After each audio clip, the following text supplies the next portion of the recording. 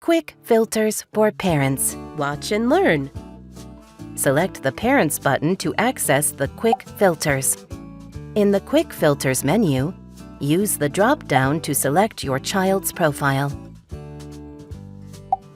Turn off or on any grades or activities by selecting them.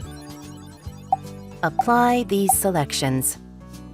When you set Quick Filters, they limit what your child sees, but they will still be able to choose favorite activities, characters, and subjects. The activities displayed follow the Quick Filters you have set. You can change the Quick Filters setting anytime to quickly customize your child's learning experience. If you want to keep these settings, use the Save Quick Filters option and simply enter your password. Then select the Save Filters button. Now the settings are saved to your child's profile.